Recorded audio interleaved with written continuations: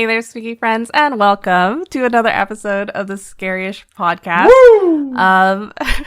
You know what's funny is, I'm Robin Grace, this is Adam Diaz. Hello. And before this episode started, Adam's literally like, what episode are we on? It's because I always name my Word document AD, this is my initials, EP, abbreviation for episode, and then the number. And for whatever reason, like the window isn't lining up right now, so it just says add ep 2. So I'm just like, is it 274? Whatever. Add ep 270, whatever. So yeah, that's the kind of vibe we got going for this episode. Hope your folks are ready for it. All right. We are a podcast who covers random topics, and that ranges from, true crime. I wouldn't say completely not random, but it's called Scary-ish for a reason. Yeah. This week, my topic is the ish. Okay? I don't know about you. But my topic is kind of the scary. This week, I'm going to be covering a ghost story. Robin, what are you going to be covering? I'm going to be covering the Catacombs of Sicily. Okay, cool. More catacombs. That's awesome. What do you mean by more? We've done the Catacombs of Paris. Oh, okay. Cool. Yeah. I was like, what do you mean? Jesus what have I Christ, covered? Robin. If any of you are following along week by week and you've noticed at this point probably that this episode came out a day late. This is our first Saturday release, I think. And just, be quite frank here. Yeah, we were tired last night. We figured let's just do it tomorrow. No big deal. Kind of happy we're doing it. So, I just thought we'd toss that out there. What have you been up to since the last episode we recorded, Robin? I don't remember. Remember. I think work. We went and saw an Angels game to celebrate Spooky Mom's birthday. Oh, yeah. Got really dope fucking seats sick. where you can just like have food brought to you and like there's a private restaurant you can go to and Diamond Club. Yeah, it was really cool. We got to see Shohei hit and then we got to see the Angels. I think they were losing 15-1 by the time we left and we were just like, all right, yeah, I think we're good now. It was rough. They got destroyed 18-4. That was the final score. Spooky Mom literally was like, that's a football score. Yeah. I mean, awful. 4 is not a football score. I'll just put that out there. Two safeties equals 4. Okay, cool. Look up how many finals had 2 safeties as their total score. But yeah, it was a fun time. And then outside of that, just lots of work, man. Lots of stuff going on. Lots of logistical stuff going on in the background of life that just sort of pops up, I am really thankful. I started a GoFundMe. Well, my younger sister started a GoFundMe for my parents. And to everyone who voted, thank you guys so much, or voted, to who donated, because we're incredibly thankful. They aren't working right now. And so it's going to help a lot, help keep them fed and stuff. Yeah, things suck. It's really rough what happened down there. So we're glad a lot of folks are safe and sound, but they are not out of the woods yet. There's a lot of things like infrastructure that has just not been put back into place. And, shout out to the Red Cross for helping out a ton. They're a really good organization that's helping folks out. So, and thank you, seriously, for everyone who has donated. It's amazing of you guys. I think not a whole lot other than that. We've been watching Community. It's a good show. I'm enjoying it. I've been watching F1. Season 3. She's watching a bunch of F1 stuff.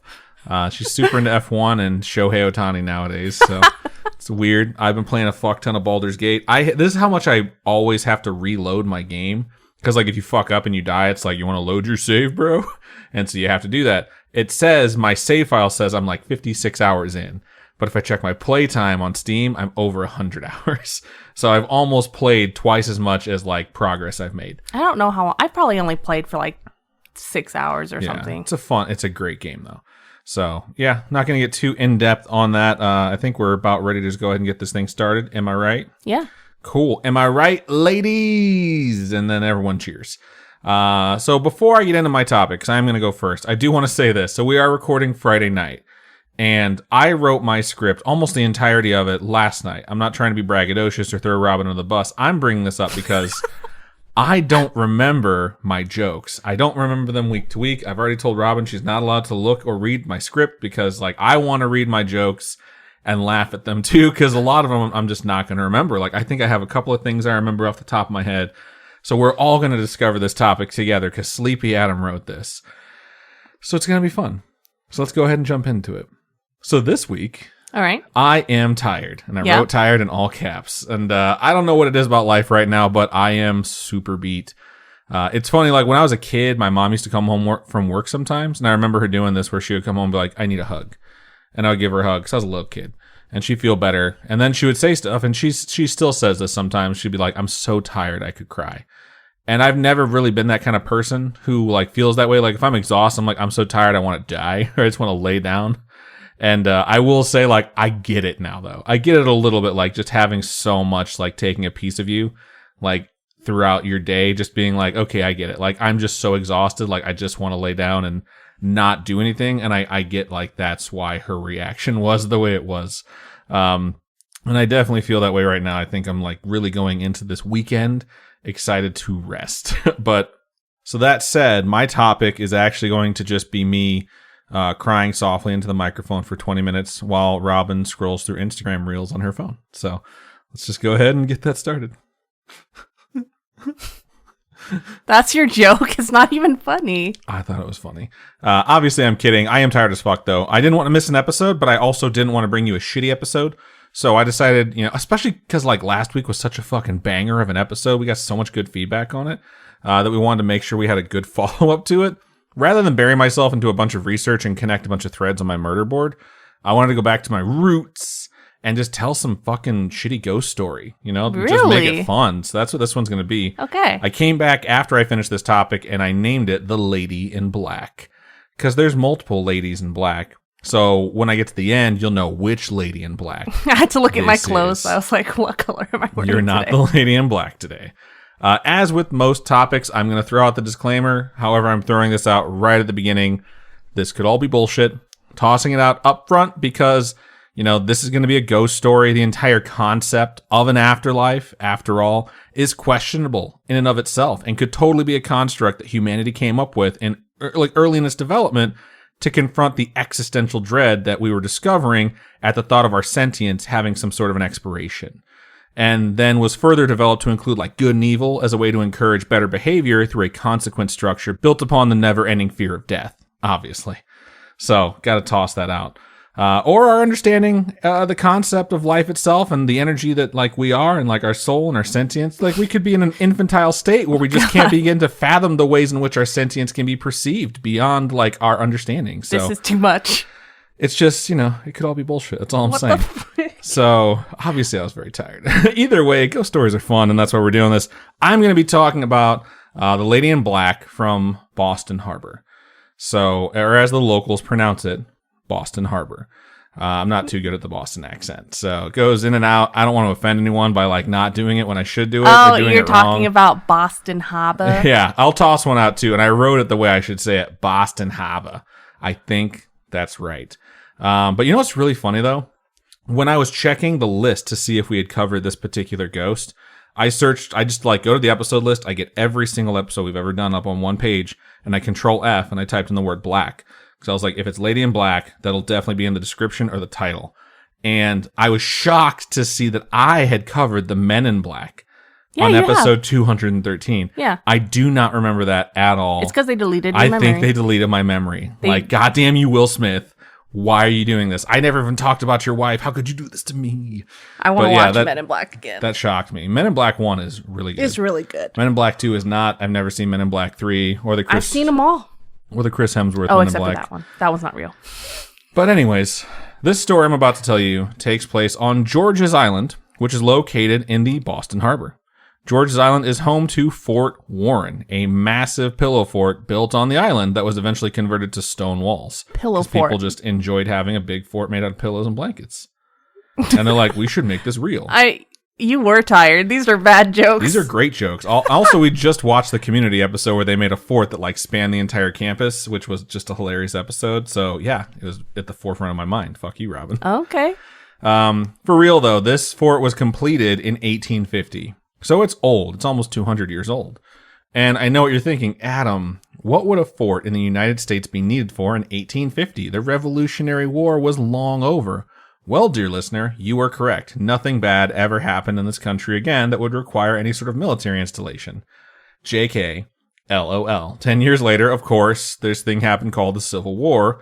When the Civil War popped off, it was North versus South. I don't want to get into it too much, but Boston is part of the North. So they built this fort 10 years Prior. prior. They started building it 20 years prior. They finished building it 10 years prior.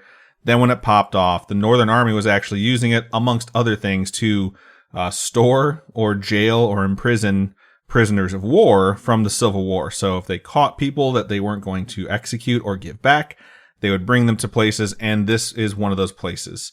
The Southern soldiers, when they got there, were like, "Oi, what's all this then?" Because I'm not good with Southern accents either. Obviously. What? How are you not? Everybody can do a Southern. Do it. Yeah, that's right. That's what I fucking thought. Damn it. It's just like, you have to have like, I learned this from the Snarked, actually, who's one of our wonderful listeners. You have to have like a phrase that you can say that puts you into that accent's mindset. So like, I think he says fried chicken, and when he says it in like a Southern drawl, and that like gets him back into the accent. I don't have a word or phrase that'll put me in Southern, so I'm not going to do it. You can't even roll your R's, so. I can't. It sucks. So thank you for that. You're an asshole. Has nothing to do with this. But yeah, the Southern troops that were imprisoned there were used to warmer weather. And the Northern soldiers, upon seeing their reaction to it getting cold, were like, "Oh, that's why you're confused. This is called snow. Yeah, it gets cold as balls up here. Enjoy your cell." And they were not like kind to them. They're like, "You can survive." But Southerners were very shocked by how cold it got in the north, because a lot of them had never gone to the north. It's not like now. You just jump on I-65 and head north and like check out the Great White North and then go back. It was a different time then. But the war was civil after all. So the Northern Army would let these POWs like write home to like their loved ones, say like, "Hey, I'm okay. I got captured." And, you know, a lot of the stuff that got sent was, "I've been captured. It's so cold here. Water freezes and falls from the sky. Please send warmth. I love you." So one guy who wrote home was named Andrew Lanier. And he was a Southern soldier who was in prison at Fort Warren, obviously.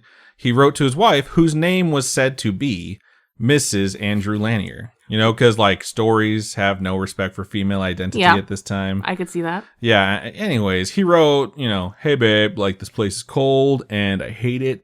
I can't believe I'm being kept here. It sucks. I would really love if, you know, you could break me out of this place, because it sucks." Did I mention it sucks? Like, I mean, maybe...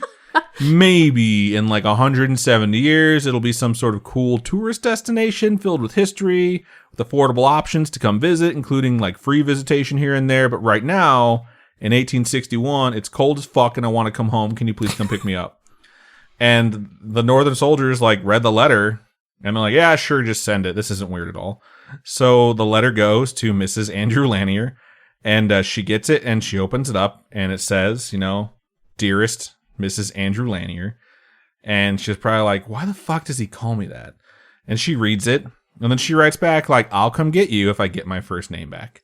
What? This is not real, right? And he writes back, "This is not real." He writes back, "I guess." And so she's like, "All right, cool. Rescue mission it is." So she has a suit up montage like Batman. Mission Impossible? No, it's like Batman, except it's 1861. So instead of a utility belt with like a bunch of wonderful toys, it's just a belt with like bottles of laudanum and pouches of cocaine. What the frick? Which are also wonderful toys. FYI, obviously I'm taking some liberties with this story, but the dude wrote to his wife and was like, "Come get me."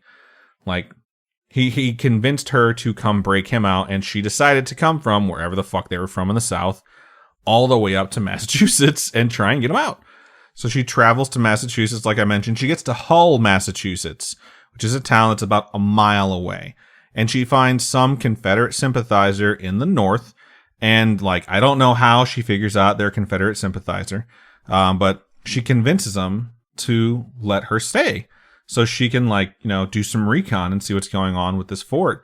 And the sympathizer's like, "What's your name?" And she says, "Mrs. Andrew Lanier." And they say, "Cool, cool, cool, cool, cool. Is that it?" And she says, "Not for long." What? And then the camera pans over to a window and Fort Warren is in the distance. And I'm pretty sure she puts on sunglasses in that moment. And like The Who plays. So. What the? What? Like the thing from CSI? Yeah. Obviously. Thank you for catching up, Robin. She watches the island from the safe house.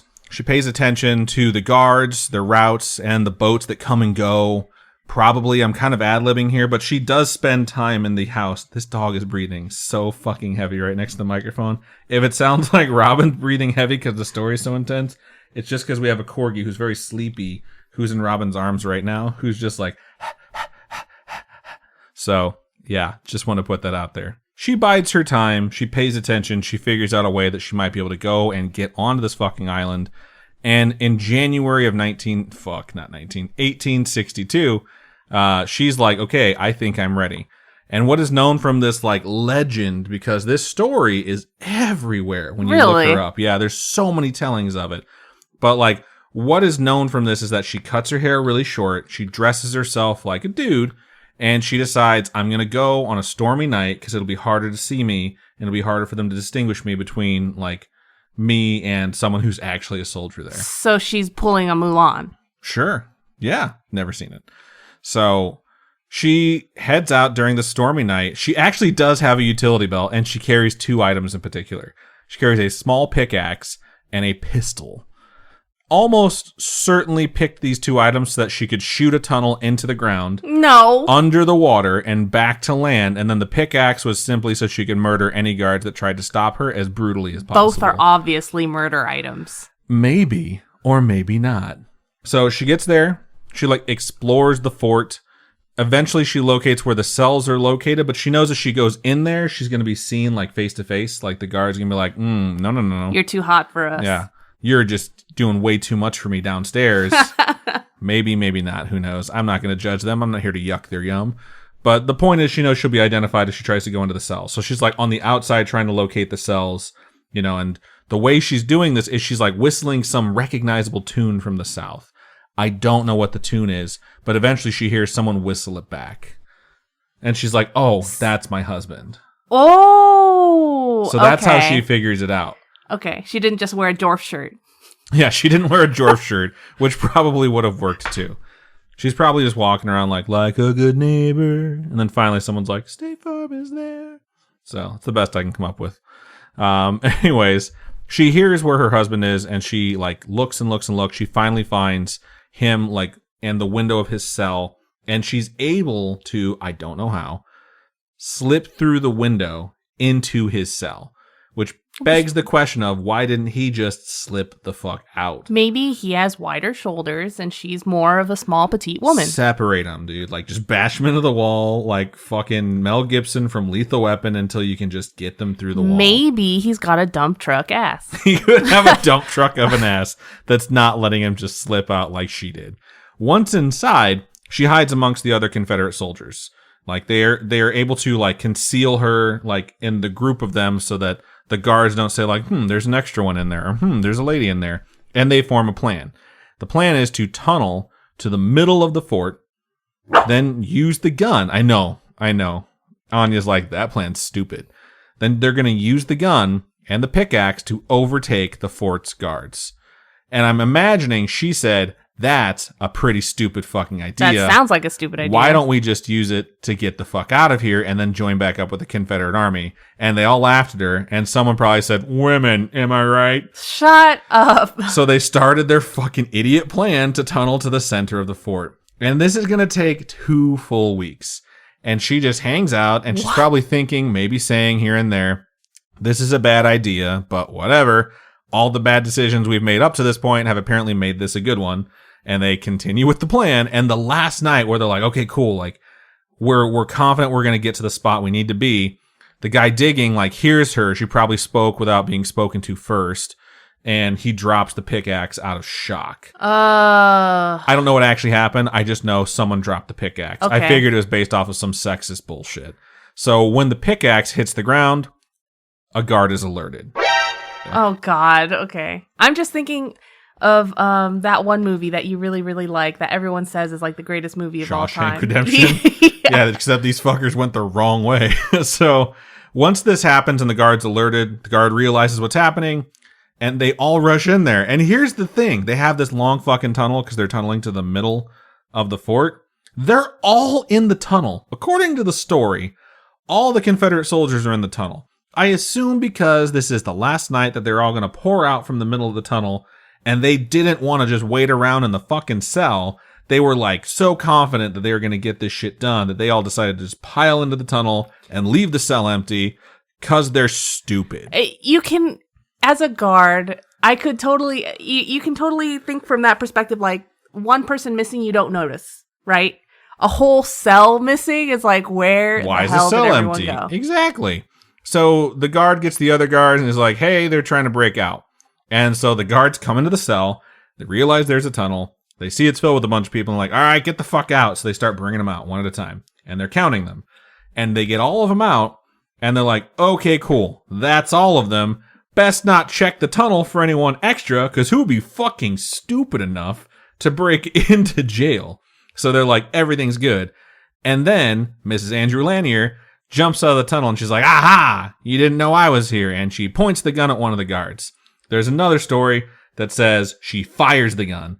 The one that I heard the most often, and by heard I mean read, is that she points the gun at the guard and the guard's like, oh fuck, and he smacks the gun out of her hand. No, you did not. That's the one I read the most. Oh my god. Either way, the gun collides, in this one version, the gun collides with the floor and goes off.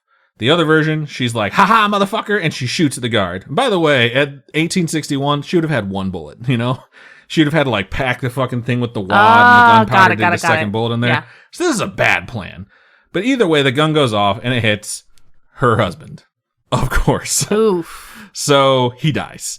And then they're like, oh, she shot at us. They subdue her. They're like, you know, your escape attempt was pretty dumb and you guys are all caught. And then they decide like, well, she did more. She broke in here. She tried to free the prisoners. So they try her.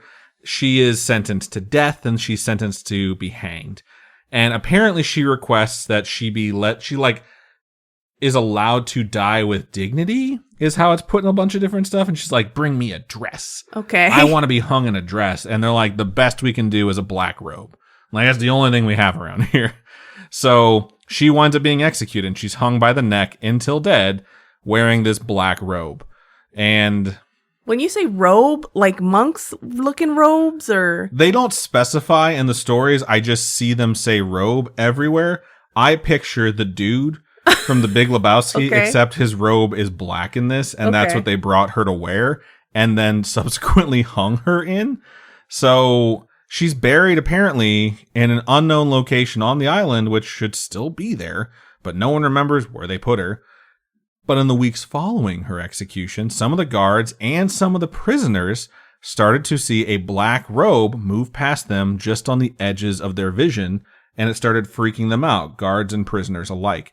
And then the rumor started like, she's not really dead, or she is dead, and she's haunting us now because everything went so bad. They would like turn to look when they saw something move past, and they'd see like the tail ends of the robe just slipping out of sight or around a corner. And if the guards were to go investigate, because, you know, they're not in a cell, they would like turn the corner and they'd find absolutely nothing.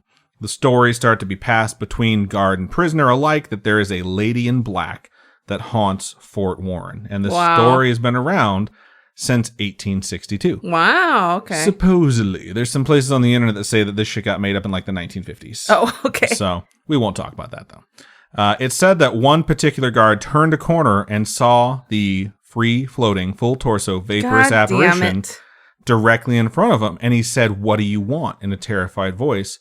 And the ghastly spirit replied, my name is Melanie. I don't know why everyone calls me Mrs. Andrew Lanier in the stories. Melanie is my name. Is that actually her name? Understand? Jesus Christ. And then faded away. There was one story I could find online that called her Melanie. Okay. And they said her name was Melanie Lanier. Everywhere else, it's just Mrs. Andrew Lanier. And I was just like, why the hell do people still tell stories like this? Like, this is so stupid. Yeah, she has her own identity, everyone. So, like, if she is real and she is a ghost haunting, I would imagine that she wants people to know her actual fucking name. So, the last story, obviously, I made up. The guard never saw that. I just tossed that in there to let you know her name was Melanie. But according to the internet, you know, it's possible she never existed. And it's possible Mr. Andrew Lanier never existed as well. There were some pictures of someone who was supposed to be him. I couldn't confirm that they were actually someone named Andrew Lanier who was imprisoned on that island in 1861 or 1862 as part of like a prisoner of war thing. It's hard to have records that go back that far. Right. So, that didn't get destroyed or exactly. Something like that. I mean, it was the Civil War after all. So some state that to this day, when they walk around the island, they can see her looking down on them from atop the walls of Fort Warren, which is pretty creepy. Others say that they see a woman staring off in the distance, dressed in all black like a widow, even though she died in a robe. Okay. And only for her to disappear when they look away and they look back again. I mean, if you're seeing it from far away, it could look like anything. She could be wearing anything that's just black. Yeah, you have no idea. She could be writing a check for like $1.62 for heavy whipping cream or whatever it was that he does at the beginning of Big Lebowski. What? So it's something he buys like one of the ingredients for White Russians and he writes a check for it, even though it's like 60 cents. Anyways, it's said in a lot of these places online where you can read the story that her spirit wanders endlessly looking for her husband because she misses him so much. She murdered him. And she's haunted by the events of that day. And I won't disparage this one too much because if the story is real, she traveled all the way from the south to this fort, crossed this like body of water to get onto this fucking island, broke in, and then accidentally killed him. She was clearly dedicated to trying to help him escape or get him out of there. So it stands to reason that she would be so forlorn that she wouldn't want to leave where he wound up passing away. Or she just stuck around to tell people her fucking first name since no one wants to use it. Or she's just eternally trapped there out of the sheer embarrassment for how badly that rescue went. Who knows? Maybe. It's impossible for us to know for sure. What ended up happening to everyone in the story? That like who? Whoever's left, she gets executed, her husband dies. Those are the main two. No one cares about anyone else. I mean, the guards kept guarding, the prisoners kept prisoning, Okay. and then eventually the war ended and they got sent home. Okay. So what I do know is that this story is super interesting, and I'd actually love to go see the place this supposedly took place, because it's actually a really beautiful fort. And like Andrew Lanier said in his totally 100% authentic letter that I mentioned earlier, their website has hours of visitation posted based off the season, because it does change. There are ways to go visit for free, depending on like what you want to go do while you're there. There is like haunted ghost tours. There's like a room beneath the place where the dungeon cells are, I think is what they call them now. And there's like some really creepy fucking tunnels that are just really, really dark that they have you like walk through with a flashlight while they tell you the stories of like the ghosts on the island. That's cool. So I was like, that would be really fun to do. And I think you can even take your own boat. They're talking about different ways that you could make arrangements ahead of time. It's like, because I'm sure people out here are rich as fuck in Massachusetts and like, can I bring my yacht to the island and dock it myself? And apparently you can. If you have a boat, rather than take the ferry, which I'm not sure how ferries work. I guess they sprinkle you with dust and then like guide you where you need to go. Oh, I was going to say you just eat them or whatever, right? In Legend of Zelda. And they that's life. how you heal, obviously. You only do that if you're going to die, not if you're trying to cross some like some body of water. Is it eating them? Do you eat them? What do you do with them? No one really knows what happens. I mean, I've seen multiple interpretations. There's a YouTube series called Legend of Neil where some guy finds himself sucked into the Zelda games. And Felicia Day plays the fairy, and she has sex with him, is what happens to bring his hearts back. But she's tiny, and he's like a normal-sized human. Oh, stop! So it's really weird, but it's hilarious. But anyways, yeah, you can take the ferry to get onto the island if you want to do the tour. I think it would be really fun to do, so if we're ever in that area, maybe we'll check it out. But that, my spooky friends, is The Lady in Black in Boston. Okay. Nice. Thank you. Nice. I had never heard of that before. I had not heard of it either. I was trying to find some ghosts that weren't on our list of things to cover. Because I was like, there's more ghost stories that exist out there that I just hadn't heard of. And I wound up stumbling across some stuff from the East Coast. I was like, oh, this is solid. Like, this is a fun story. And the story of how she wound up dying was more than just like a bunch of random accounts of like, oh, I saw like something weird. Or like my camera found an orb in a dark part of the thing that's probably a dust mite. But who knows? Could be her spirit. Dust mote. Whatever, moat, mite, they all exist. But dust mites do exist. I was pretty happy to find like a really substantial backstory for like how this person died. So I hope you guys enjoyed my telling of it. I enjoy you. Thank you. Appreciate it. I enjoy you too. All right, before we move into Robin's topic, we are going to take a quick commercial break.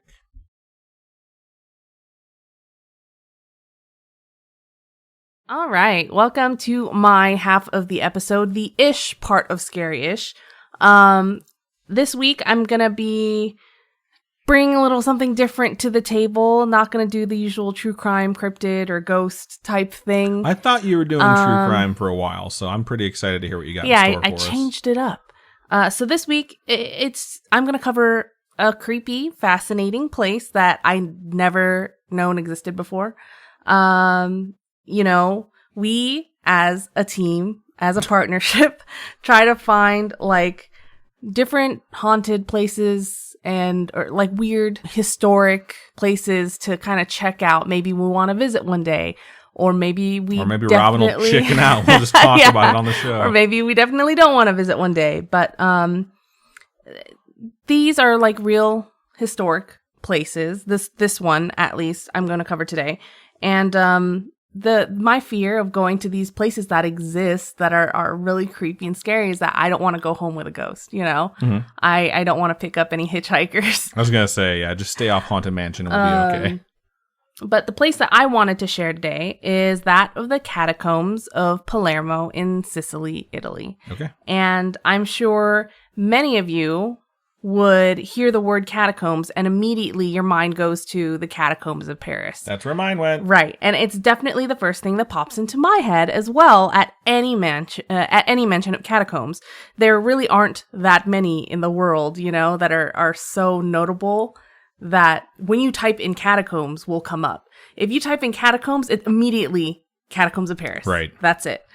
So I'd never heard of this one before. And if you're new around here, Adam has covered the Catacombs of Paris in a different episode previously. I'm going to say it was probably like 150 episodes ago. It was a while for sure. But there are definitely some fun tidbits in that one. I know you were mentioning there's like random rooms or like someone was having a party in one of the rooms. Yeah, they like show movies. Like if you're plugged into the right scene in Paris, you can like get the time and location, and they have like a projector and a movie screen they project onto. Yeah. So you can like watch movies in the catacombs and shit. Creepy. It's illegal for sure, but it's still interesting. So as for these particular catacombs, they carry like that same sense of macabre fascination, or as my older sister likes to say, macabre. Macabre. But sounds like an antivirus software. The antivirus software for you Gen Z people that probably don't know what that is. It's McAfee. Thank you for explaining the joke. I'm sorry. It's just there's so many things that kids I talk to now are like, what is that? Why are you talking to kids? Stop offering kids candy, Robin. Anyway,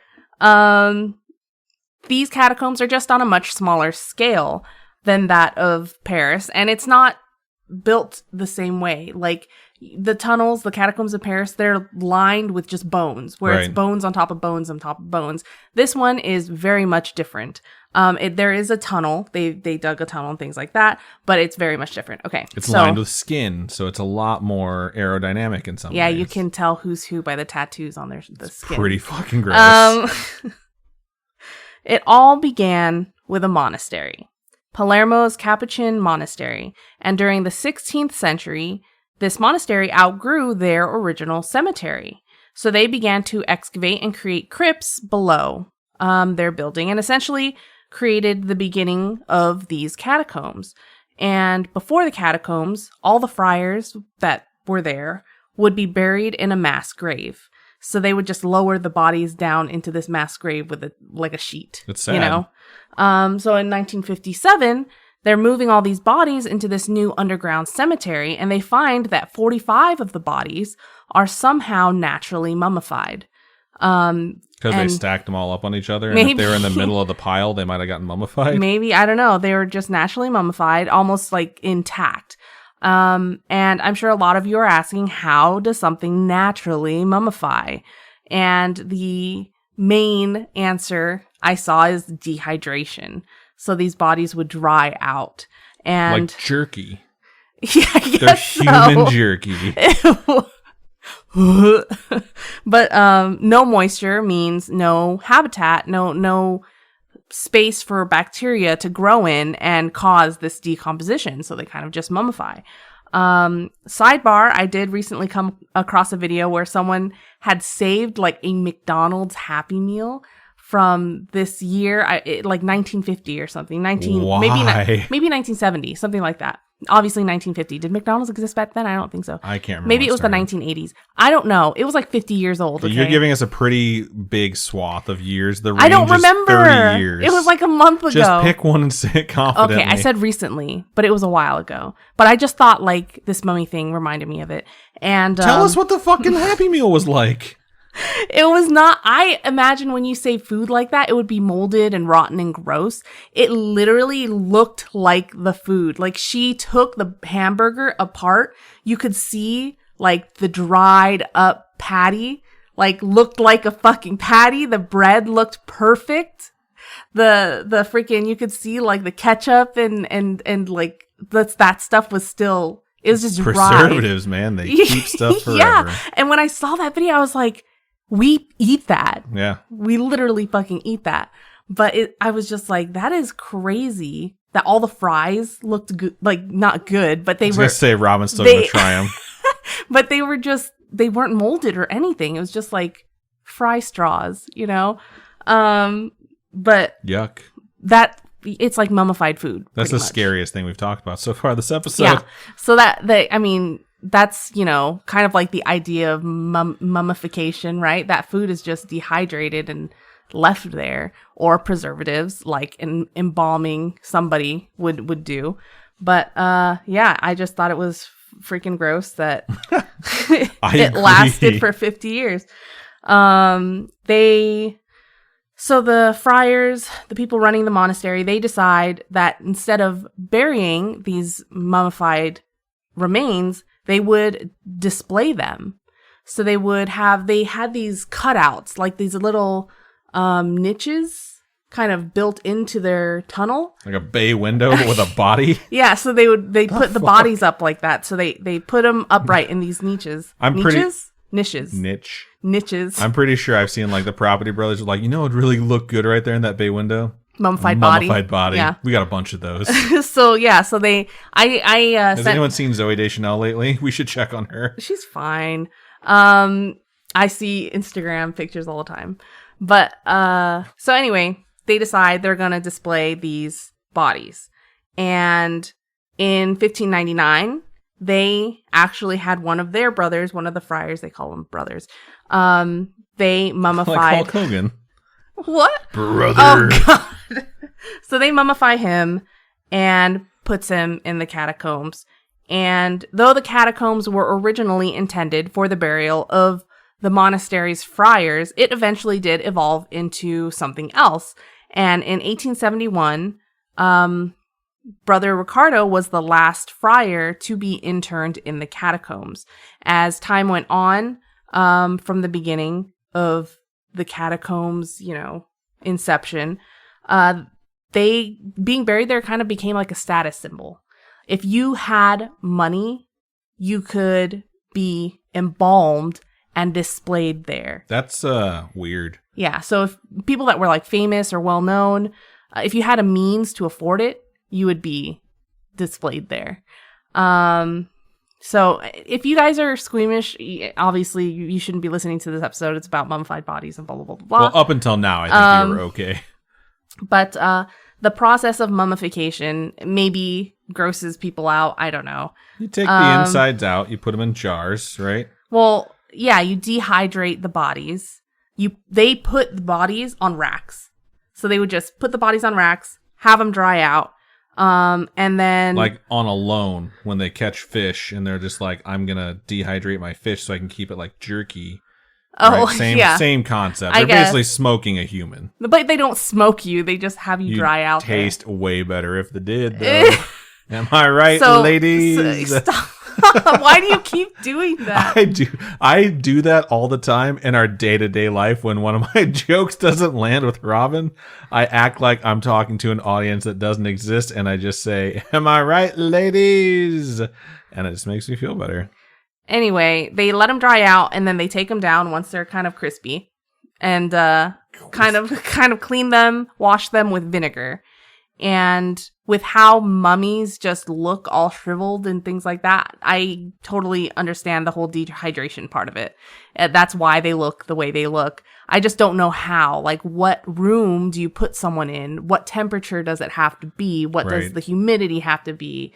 Like, dehumidifier probably has to be in the room with you. This is the 1800s, 1500s, 1600s. How do they have a dehumidifier? Don't ask me. It's just time travel. I would love to know, you know, the process by which someone mummifies another person. Yeah, it seems fascinating. I would like to know the situation you would have to be in to make it perfect. I'm not Not saying that I would like to mummify someone, but I think that information would be fascinating. It would be helpful to know, for sure. Anyway, just in case. Some of these bodies would be embalmed while others would be enclosed in like sealed glass cabinets. The friars would be preserved. They'd be preserved in their everyday clothes. So there are a lot of bodies that Adam will probably post on Instagram later where these friars are literally still in their robes, and some of them still have the ropes, that like their ropes of penance, like from when they died. Those things that they have around their waist, you know? So utility belts. Sure. I've never heard of ropes of penance, so I'm just making something It's up. like that rope they have around their waist that you see friars all the time. It's called a rope of penance? I thought it was a fucking belt. What are they holding up? They don't have pants. I don't know. I thought they were cinching it so it cut a nicer silhouette for them. Okay, anyway. I don't know why they wear fucking ropes, Robin. If you were to get yourself... I worked at Subway for my first job. We didn't even have a fryer. None of this makes sense to me. Oh my god. If you were to get yourself entombed within one of these catacombs... It's a pretty bad Subway joke, huh? Just gotta stop and apologize to everyone. I'm better than this. I will bring my A game, I promise. Am I right, ladies? Anyway, if you were entombed in the catacombs, you were just like a fancy pants, right? People would ask to be buried there in their wills. People wanted to be buried there so bad. And they'd request to be buried in certain clothes or request that their clothes be swapped out periodically. Can you imagine being dead and having planned in life how to show off while you're dead? Like, so extra. What an asshole you are. I just imagine this place having so much, it's like a juxtaposition, right? You have the priests with their religious vestments, and then you have them just next to these people that are not, you know, they're just in normal clothes. Do you get to pick your chilling. pose? Okay, well, you could, you know, that's a thing. But there were those that would come and visit and maintain the bodies of their loved ones. So these bodies would be accessible. That's, you know? That's weird. If you got to pick your pose that you would be mummified in and displayed proudly for the rest of time, what pose would you pick? The Spider-Man. Spider-Man? Yeah, the Spider-Man. You know how he has his hands on the ground, his hand on the ground? Okay, yeah. And like lean down like a badass. Yeah, I would want that. I would do the D-Generation X suck it motion to my crotch. Anyway, I guess when it comes down to it, people really treated it like it was any other cemetery, except instead of being buried in the ground, you would be on display, you know? And people still visited them. The catacombs were maintained with the help of quote-unquote donations from relatives of the deceased. And I guess it's similar to other places in different countries where the people running this place would hold the bodies for as long as they received money for the services of holding them there in the catacombs. But as soon as those payments stopped, they would like put the bodies in storage on like a random shelf or something. That is fucked up that your body gets repoed if your payments aren't going through. Yeah, and then when they get more payments, then they would move the body back out for display. And if they never get paid, they just toss them into the fucking dumpster at some point. I don't know. But that's business, right? You got to have money to run this place from somewhere. The catacombs, like the official people being buried in the catacombs, it closed in 1880, but visitors would still come. Apparently, some of the last burials, though, occurred in 1920s and 1930s, which doesn't make sense. I don't know how that works with the official workings of it being closed in 1880, but then they're still doing bodies. I'm guessing like spots would open up because people's checks were bouncing because they were dead. And they're like, would you like to take this spot that just opened up? We have a premium spot on the wall. And then people were like, I'm still alive. And they're like, I guess not then, huh? Or they paid for it up front and they're like, when you die, we'll put you in there. Yeah, I could see that. Among those that were buried in its final years of operation was a 2-year-old girl named Rosalia Lombardo, who died of pneumonia. She was preserved by a Professor Alfredo Salafia And his process somehow preserved her so well that it's been over 100 years and she still looks like she's sleeping. This is pretty scary, actually. I think this sounds scarier than the Catacombs of Paris because there's a bunch of dead bodies looking at you as you walk around it. Oh yeah, they're like you can actually like see the faces and stuff like that. Whereas the Catacombs, it's literally just skull and bone type stuff. Yeah, I mean it's still obviously scary because it's skulls and bones and stuff. But like having a body looking at me, like it might just get up and move at any point, would terrify me. Yeah, so she still has her like curly hair that you can see. She still has her ribbon tied in her hair. She still has like plump cheeks. Like she looks like she's sleeping.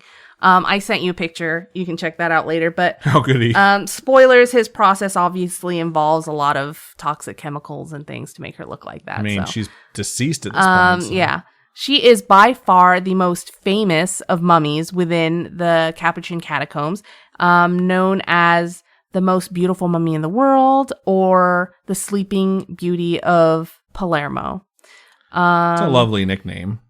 Yeah, it's for something so haunting. She's very well preserved. If you see the picture, it's crazy. I'm going to take a moment right now to look at the picture because obviously I'm going to post this on Instagram, but oh my God, she looks like she's still alive. This is horrifying. Oh my God. Your topic is so macabre.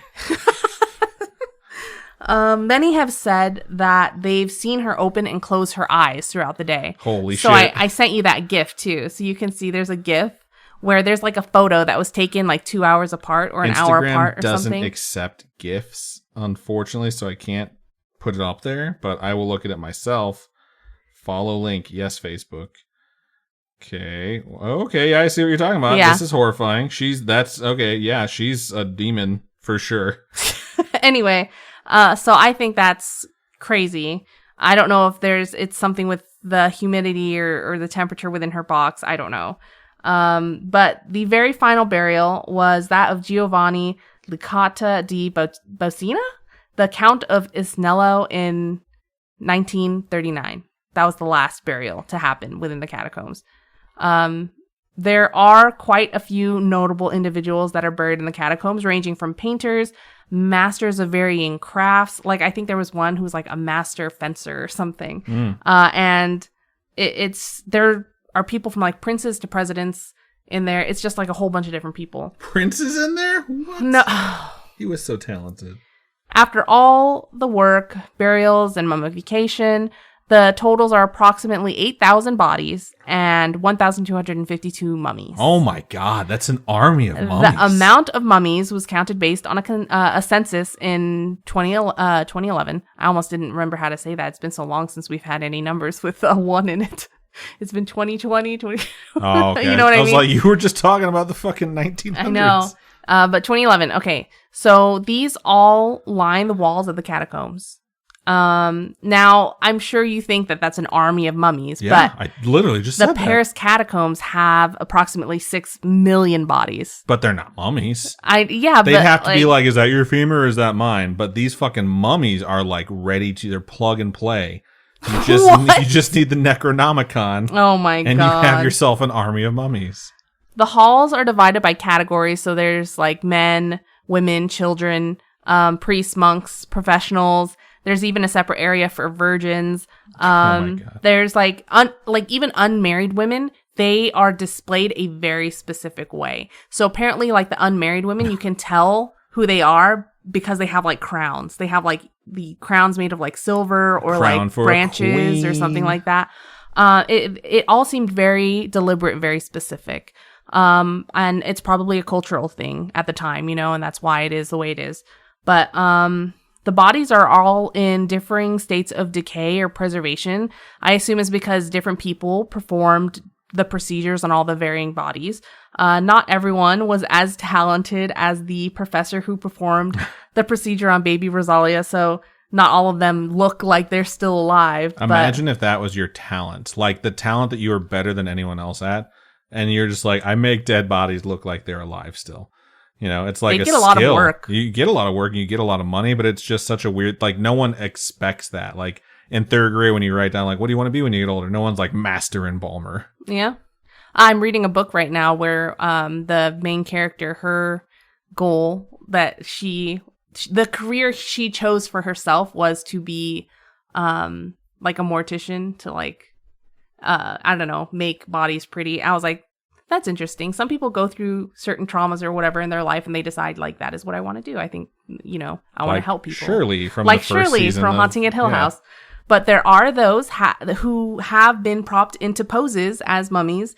There's a set of children that were like posed together on a rocking chair. That there's like all these different things. I'm sure none of them are like in the suck it pose. That's why I had to be original. I'm sure that they're like either standing there or they're like sitting in a chair or something like that. The coffins were left accessible for the families of the deceased, like I was saying earlier. Apparently, families could come visit their loved ones and they would all like join hands, including those of the deceased, in prayer. I know for me, for my culture at least, in my little experience that I've had with it, we are not to touch the bodies at all.